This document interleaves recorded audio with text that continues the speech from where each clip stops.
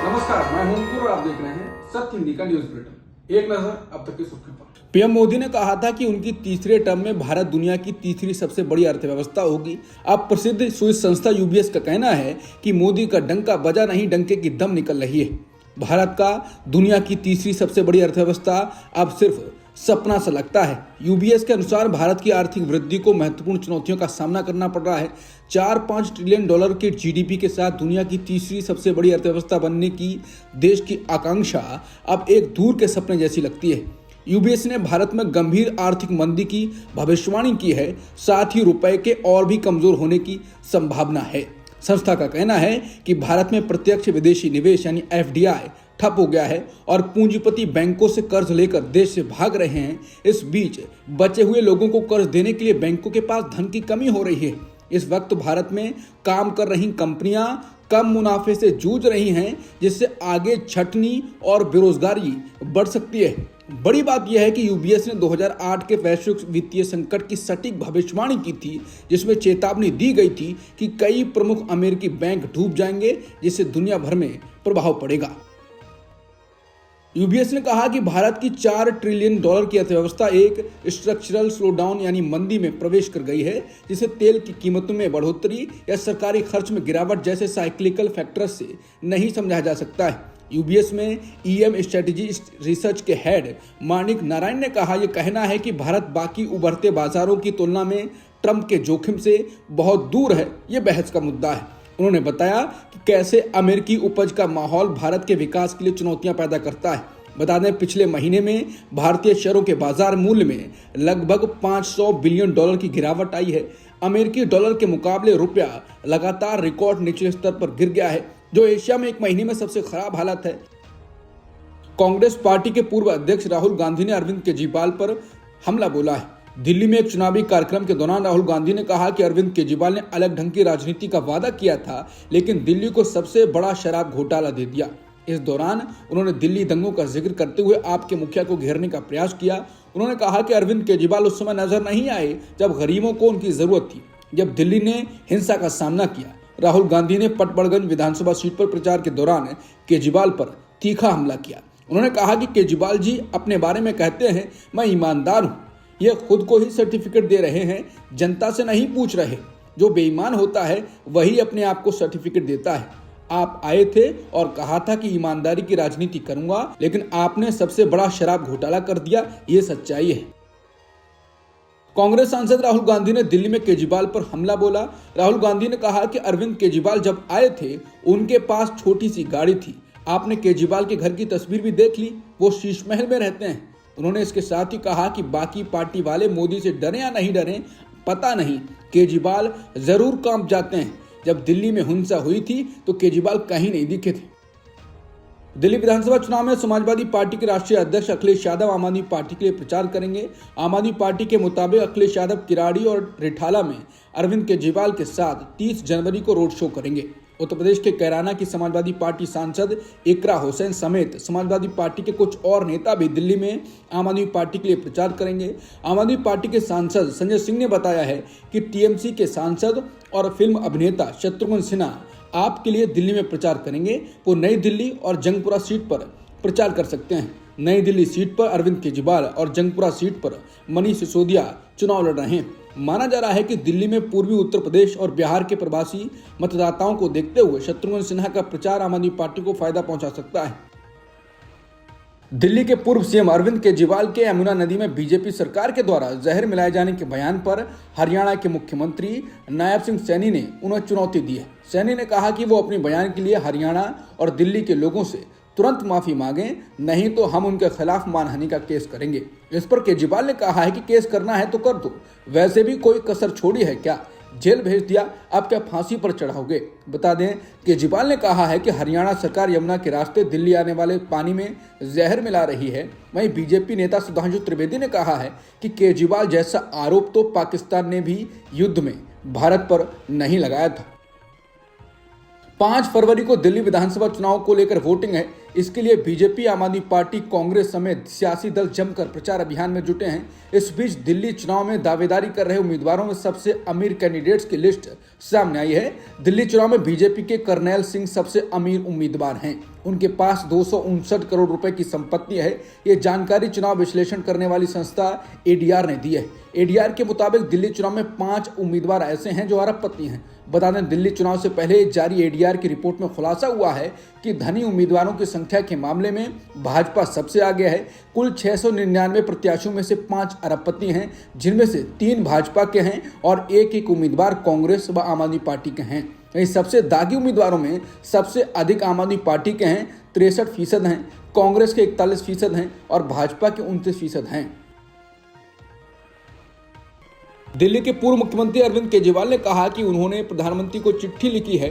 उन्होंने कहा कि केंद्र में बैठी बीजेपी सरकार कुछ अरबपतियों के लिए सरकारी खजाने से पैसा लूट रही है। दूसरी ओर मध्य वर्ग के लोग महंगाई और बेरोजगारी से जूझ रहे हैं। इसलिए मैंने प्रधानमंत्री से अनुरोध किया है कि किसी भी अरबपति का कर्ज माफ न किया जाए। इस बारे में एक कानून बनाया जाना चाहिए। अरबपतियों का कर्ज माफ करना बहुत बड़ा स्कैंडल है। अगर अरबपतियों को कर्जा माफ करना बंद हो गया तो जीएसटी और इनकम टैक्स की दरें आधी हो सकती हैं। फूड आइटमों पर जीएसटी खत्म की जा सकती है। अरविंद केजरीवाल ने हाल के दिनों में मध्य वर्ग के वोटरों पर फोकस किया है। उन्होंने कहा था कि अगर दिल्ली में चौथी बार आम आदमी पार्टी की सरकार बनी तो मिडिल क्लास को टैक्स में राहत दी जाएगी, क्योंकि इस वर्ग को एटीएम बना दिया गया है। सुप्रीम कोर्ट ने दिल्ली दंगों के आरोप में जेल में बंद ताहिर हुसैन को चुनाव प्रचार के लिए कस्टडी पैरोल दे दी है। ताहिर हुसैन दिल्ली विधानसभा चुनाव में मुस्तफाबाद सीट से एआईएमआईएम के उम्मीदवार हैं। उन्हें 29 जनवरी के 3 फरवरी तक यानी 6 दिनों की कस्टडी पैरोल मिली है। लाइव लॉ वेबसाइट के मुताबिक ताहिर हुसैन को जेल मैनुअल के मुताबिक दिन के समय में 12 घंटों के लिए जेल से बाहर निकलने का मौका दिया जाएगा।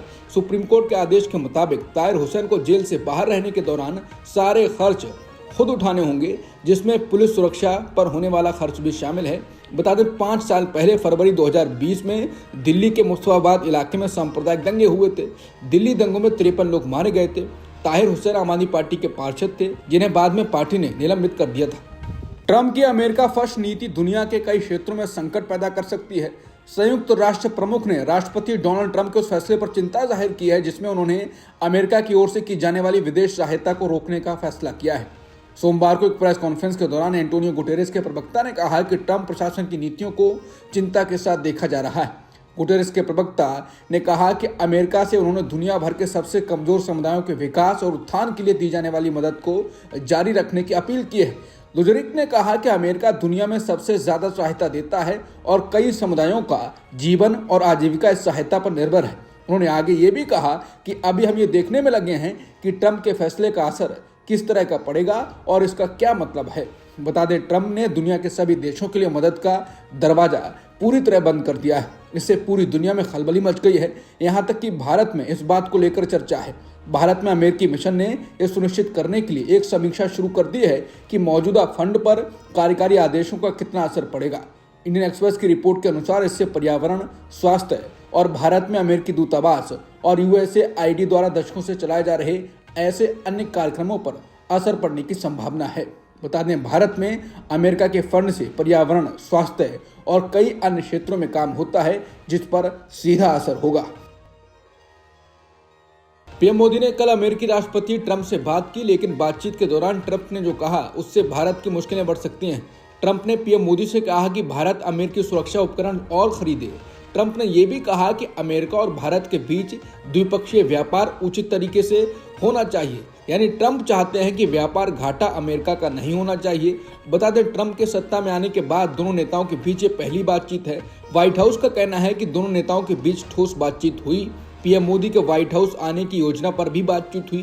व्हाइट हाउस ने अपने बयान में पहली बार आधिकारिक रूप से पीएम मोदी के आने के संकेत दिए। बता दें, ट्रंप ने मोदी को व्हाइट हाउस आमंत्रित किया है, लेकिन रणनीतिक साझेदारी को लेकर कुछ शर्तें भी लगा दी हैं।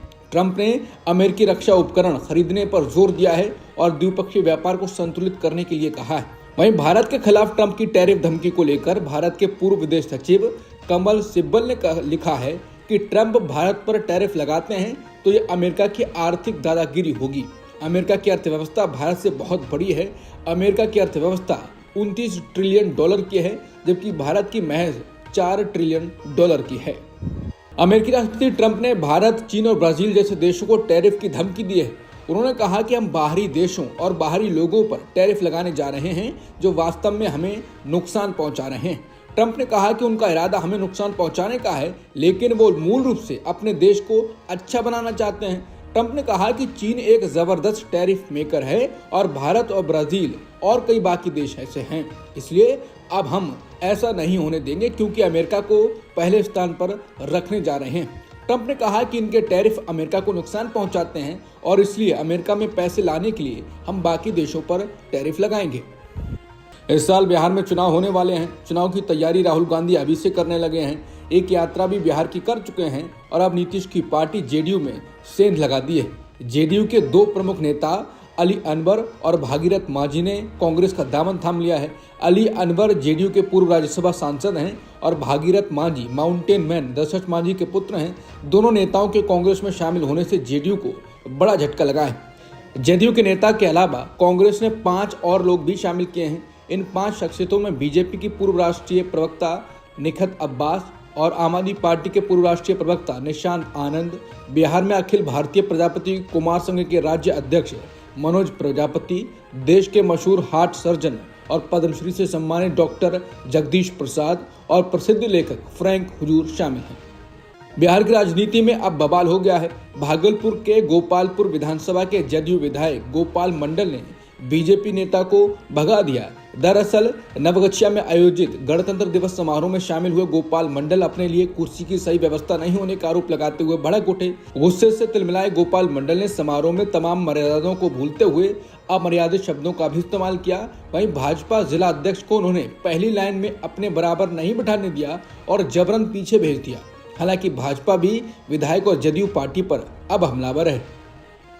29 जनवरी को मौनी अमावस्या है। उससे पहले बड़ी संख्या में लोग प्रयागराज महाकुंभ पहुंच रहे हैं। लोगों को 15-20 किलोमीटर तक पैदल तक चलना पड़ रहा है, लेकिन योगी सरकार ने वीवीआईपी के लिए अलग व्यवस्था की है। पुल बंद कर दिए जा रहे हैं उनके लिए, जिसके कारण आम आदमी परेशान है। पुलिस उनको रोक रही है तो उनसे भिड़ जा रहे हैं। लोग महाकुंभ में वीआईपी कल्चर से बहुत परेशान हैं। योगी और शाह को जमकर सुना रहे हैं। महिलाएं रो रो कर कह रही हैं कि अगर वीआईपी को ही पहुंचाना है तो हमको मना कर देते, हम आते ही नहीं। महिलाएं, पुरुष, बुजुर्ग सब गुस्से में हैं। लोगों का कहना है कि इतिहास में सबसे बुरी व्यवस्था इस महाकुंभ में की गई है। सिर्फ कनेक्शन वाले लोग ही पहुंच पा रहे हैं। आम आदमी को संगतम पहुंचने ही नहीं दिया जा रहा है। कहा जा रहा है कि जहां पानी दिखे वहीं नहा लो। दिल्ली से सटे हरियाणा में गौ तस्करी के संदेह में एक शख्स की लिंचिंग कर दी गई है। रिपोर्ट है कि पलवल में 4 दिन पहले भीड़ ने 2 लोगों की इस संदेह में पिटाई कर दी कि वे हत्या के लिए गाय ले जा रहे थे। पिटाई के 1 दिन बाद एक शख्स की इलाज के दौरान मौत हो गई थी। मृतक की पहचान भूड़पुर निवासी यूसुफ के रूप में हुई है। इस मामले में 2 एफआईआर दर्ज की गई हैं। एक में तो गौ तस्करी का आरोप लगाया गया है, जबकि दूसरी एफआईआर मृतक के परिजनों ने दर्ज कराई है और इसमें हत्या का आरोप लगाया गया है। डेरा सच्चा सौदा के प्रमुख और बलात्कार मामले में दोषी ठहराए गए गुरमीत राम रहीम को 30 दिन की पैरोल फिर मिल गई है। राम रहीम हरियाणा में रोहतक की सोनाली जेल में बंद है। इससे पहले राम रहीम को पिछले साल अक्टूबर में पैरोल मिली थी। इस दौरान 20 दिनों की मिली थी। बता दें, गुरमीत राम रहीम को अपनी 2 शिष्याओं के बलात्कार के मामले में दोषी ठहराए जाने के बाद 2017 में 20 साल की जेल की सजा सुनाई गई थी। मालूम हो कि मोदी सरकार एक देश एक चुनाव कराने की बात करती है। हालांकि अगर ऐसा हुआ तो इससे ये फायदा होगा कि राम रहीम को एक बार ही पैरोल मिल पाएगी, क्योंकि चुनाव के दौरान हर बार उसको बेल मिल जाती है। किसानों की मांगों को लेकर आमरण अनशन कर रहे किसान नेता जगजीत सिंह डल्लेवाल ने मंगलवार को प्रेस कॉन्फ्रेंस की और कहा कि सरकार किसानों से बातचीत के लिए तैयार हो गई है। उन्होंने कहा कि वो चाहते हैं कि 30 जनवरी को यहाँ अरदास की जाए ताकि मोर्चे की जीत हो। ये सब भगवान की मर्जी से हुआ है। डल्लेवाल ने कहा कि 12 फरवरी को यहाँ किसानों का जमावड़ा हो, ऐसा हम चाहते हैं, क्योंकि 14 फरवरी को बैठक है। 14 तारीख की मीटिंग में मैं रहना चाहता हूँ, अगर मेरा स्वास्थ्य इजाज़त दे। बता दें, किसान एमएसपी के लिए कानूनी गारंटी देने की मांग को लेकर यहाँ धरना दे रहे हैं। किसान नेता जगजीत सिंह डल्लेवाल ने कहा है कि वो तब तक अपना अनशन नहीं तोड़ेंगे जब तक कि किसानों की मांगें पूरी नहीं हो जाती। संसद का बजट सत्र 31 जनवरी से शुरू होगा। बजट सत्र शुरू होने से पहले राष्ट्रपति द्रौपदी मुर्मू लोकसभा और राज्यसभा के संयुक्त अधिवेशन को संबोधित करेंगी। बजट सत्र 4 अप्रैल को खत्म होगा। बजट सत्र के दौरान वित्त मंत्री निर्मला सीतारमण आम बजट पेश करेंगी। आम बजट 1 फरवरी को पेश हो सकता है। निर्मला सीतारमण लगातार 8वीं बार बजट पेश करेंगी। इससे पहले आर्थिक सर्वे पेश किया जाएगा। बजट सत्र का दूसरा हिस्सा 10 मार्च से 4 अप्रैल। इन्फोसिस के सह संस्थापक और आईटी उद्योग के दिग्गज एस.के. गोपाल कृष्णन और भारतीय विज्ञान संस्थान के पूर्व निदेशक बालाराम सहित कुल 18 व्यक्तियों के खिलाफ SC/ST एक्ट के तहत एक गंभीर मामला दर्ज किया गया है। ये मामला बेंगलुरु के सदाशिव नगर पुलिस थाने में दर्ज किया गया है और ये FIR शहर की सेशन कोर्ट के आदेश पर फाइल हुई है। शिकायतकर्ता ने आरोप लगाया है कि उसे एक फर्जी हनी ट्रैप मामले में फंसाया गया था, जिसके बाद उसे भारतीय विज्ञान संस्थान से न केवल बर्खास्त किया गया बल्कि जातिगत गालियां दी गईं और उसे धमकाया भी गया। शिकायतकर्ता ने यह भी दावा किया है कि उनका धर्म और जाति को लेकर भेदभाव किया गया, जिससे उन्हें मानसिक और शारीरिक कष्ट उठाना पड़ा। भारतीय मछुआरों को पकड़ने के दौरान श्रीलंकाई नौसेना की तरफ से की गई फायरिंग पर भारत ने कड़ा विरोध जताया है। मंगलवार सुबह 13 भारतीय मछुआरों को श्रीलंका की नौसेना ने पकड़ा है। भारतीय विदेश मंत्रालय की एक प्रेस रिलीज के मुताबिक गोलीबारी के दौरान इन 13 में से 2 मछुआरे गंभीर रूप से घायल हो गए हैं और उनका जाफना टीचिंग हॉस्पिटल में इलाज चल रहा है। भारतीय विदेश मंत्रालय ने कहा है कि 3 अन्य मछुआरों को भी मामूली चोटें आई हैं और उनका भी इसके लिए इलाज किया जा रहा है। चीन के AI बॉट डीपसीक की लॉन्चिंग ने अमेरिकी टेक कंपनियों में खलबली मचा दी है। कम लागत में तैयार इस AI बॉट की लॉन्चिंग के बाद अमेरिकी शेयर बाजार में कई बड़ी टेक कंपनियों के शेयरों की कीमतों में गिरावट दर्ज की गई। सबसे बड़ा झटका दिग्गज चिप मेकर कंपनी एनवीडिया को लगा। कंपनी के शेयर में गिरावट की वजह से इसे $500 अरब से भी ज्यादा का नुकसान उठाना पड़ा। ट्रंप ने भी चीनी स्टार्टअप डीपसीक को लेकर चेतावनी देते हुए कहा कि यह अमेरिका की टेक्नोलॉजी इंडस्ट्री के लिए सचेत हो जाने वाला लम्हा है। चीन ने अमेरिका में खलबली तो मचा दी है। अब तक की सुर्खियों में इतना ही। बाकी खबरों के लिए बने रहिए सत्यहिंदी.com के साथ।